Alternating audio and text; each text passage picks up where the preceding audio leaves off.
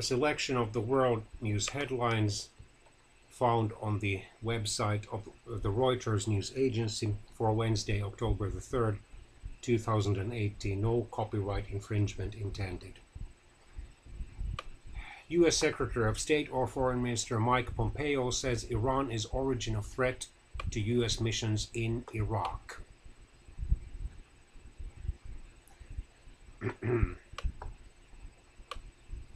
World Court orders U.S. to ensure Iran sanctions don't hit humanitarian aid.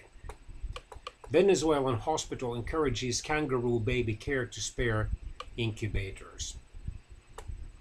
U.S. First Lady Melania Trump lays wreath at emotional slave castle in Ghana, a country in Western Africa. Trio wins chemistry Nobel Prize for work on antibody drugs and smart enzymes. 2 Americans and a Briton are in question. The Americans being Francis Arnold and George Smith, and the Briton being Sir Gregory Winter. Mrs. Arnold won is winning the Nobel Prize in Chemistry 2018 for the directed evolution of enzymes, while Mr. Smith and Sir Winter are winning it for the phage display of peptides and antibodies. End divisions or put Brexit, that is Britain's withdrawal from the European Union. Britain's Prime Minister Theresa May tells party. Russian President Mr. Vladimir Putin calls poisoned ex-spy Mr. Skripal a scumbag and a traitor. Mr. Skripal and his daughter are living in Britain. Several months ago, they became severely sick because of a poison attack but survived.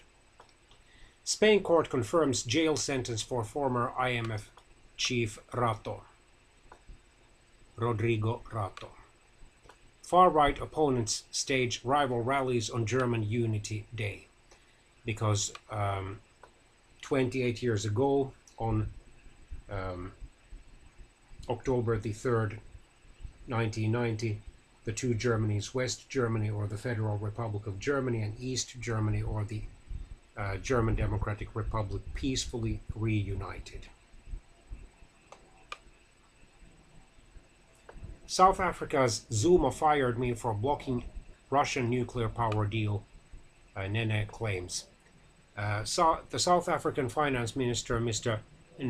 Nhlanhla Nene, told a judicial corruption inquiry on Wednesday, October the 3rd, that he was fired by former President Jacob Zuma for refusing to approve a $100 billion nuclear power deal with Russia in 2015. Egyptians facing eviction should have right to stay, according to a United Nations rapporteur. Sudan's main airport is shut after military airplanes collide, says a civil aviation spokesman.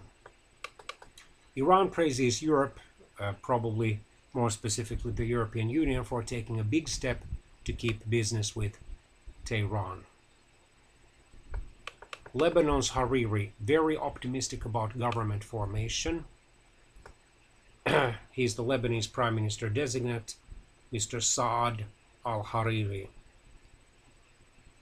And this follows 5 months of negotiations after national elections.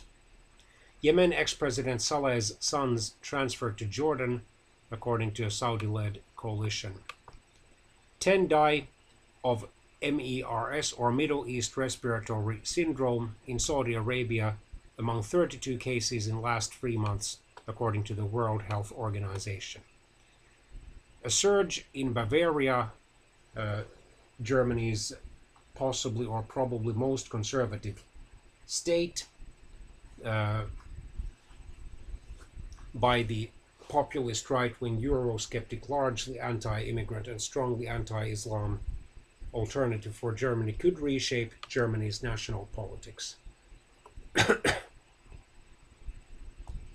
Bavaria will hold its state legislative elections on October the 14th. Prominent Saudi commentator held inside Istanbul consulate, according to officials.